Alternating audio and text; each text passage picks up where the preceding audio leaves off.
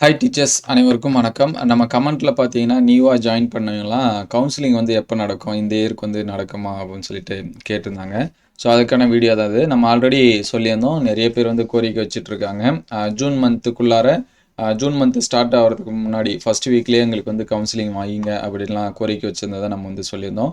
So, தற்போது பார்த்தீங்கன்னா, welfare ஸ்கூல்ல அதாவது ஆதி திராவிடர் நல துறையில இருக்கக்கூடிய பள்ளிகளுக்கு பார்த்தீங்கன்னா கவுன்சிலிங் நடக்க இருக்கிறதா சொல்லியிருக்காங்க. அது எப்போ அப்படின்னா ஜூன் முதல் வாரத்தில் வந்து இணைய வழியில் நடக்கும் அப்படின்னு சொல்லி சொல்லியிருக்காங்க. ஸோ அதனால் அதுக்கான வேக்கண்ட் லிஸ்ட்டு 31/5/2026 அந்த ரிட்டர்ன்மெண்ட்டு இதெல்லாமே வச்சு எங்களுக்கு கொடுங்க அப்படிங்கிற மாதிரி சொல்லியிருக்காங்க.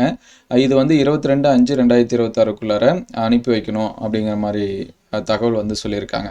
ஸோ மோஸ்ட்லி பார்த்தீங்கன்னா வெல்ஃபேர் ஸ்கூல் இதெல்லாமே வச்சாங்கன்னா மற்ற பள்ளிகளுக்கும் வைப்பாங்க. ஏன்னா அது தனியாக நடக்கும். மற்ற ஸ்கூல் எஜுகேஷனில் இருக்கிறது எல்லாமே தனியாக நடக்கும். ஸோ ஸ்கூல் எஜுகேஷனில் நிறைய பேருக்கு வந்து டவுட் இருக்குது. நம்ம கமெண்ட்லேயுமே ஒருத்தர் வந்து கேட்டிருந்தாரு. இந்த மாதிரி ஸ்பவுஸ் இது எல்லாமே எந்த பிளேஸில் வந்து யூஸ் பண்ணுவாங்க அப்படின்னு சொல்லிட்டு. பொதுவாக வந்து நம்ம டிஆர்பியோட ரேங்க் லிஸ்ட்டு இதுக்கும் இனிமேல் சம்மந்தம் இல்லை. நம்ம இனிமேட்டுக்கு டேட் ஆஃப் அப்பாயின்மெண்ட்டு சரிங்களா, அதுதான் பார்ப்பாங்க. நமக்கு முன்னாடி அப்பாயின்மெண்ட் ஆகிருக்கவங்க இதெல்லாமே பார்ப்பாங்க. ஸோ நமக்கு அந்த ரேங்க் லிஸ்ட் இருக்குது பார்த்தீங்களா, இப்போ நான் வந்து ஒரு 50வது பிளேஸில் இருக்கேன், 100வது பிளேஸில் இருக்கேன் அப்படின்னா நம்ம அந்த லிஸ்ட்டில் இதுக்கு முன்னாடி இருந்தவங்களோட போய் ஆட் ஆகிடும். ஏற்கனவே இப்போ வந்து நம்ம டிபார்ட்மெண்ட்டில் உதாரணத்துக்கு ஒரு தமிழ் டிபார்ட்மெண்ட்டில் 1000 பேர் இருக்காங்கன்னா நம்ம இப்போ போய் சேர்ந்தவங்க 1100 இந்த மாதிரி இருப்பாங்க.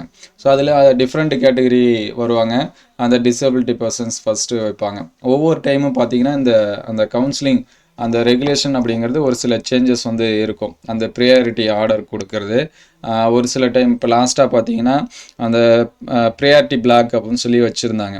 ஒரு சில டிஸ்ட்ரிக்டில் ஒரு சில தாலுக்கு மட்டும் சரிங்களா, அந்த பிளாக் எஜுகேஷன் பிளாக் மட்டும் வச்சுருந்தாங்க. அவங்களுக்கு லாஸ்ட் டைம் வந்து ஃபஸ்ட்டே ப்ரிஃபரன்ஸ் வந்து கொடுத்துருந்தாங்க டிசபிலிட்டி. அதுக்கப்புறம் பார்த்தீங்கன்னா ஃபஸ்ட்டே இந்த ப்ரிஃபரன்ஸ் கொடுத்தாங்க. நிறைய பேர் அதனால் சொந்த ஊருக்கு இதெல்லாமே போயிட்டாங்க. அது வந்து சேஞ்சஸ் ஆகும். அதேமாதிரி ஸ்பவுஸும் நமக்கு வந்து கேட்டிருந்தாங்க, இது எத்தனாவது பிளேஸில் வைப்பாங்க அப்படின்னு சொல்லிட்டு. நமக்கு இந்த மாதிரி ஆர்டர் போட்டு கொடுப்பாங்க. இந்த டேட்லேருந்து இந்த டேட்டில் வரைக்கும் கவுன்சிலிங் நடக்கும்.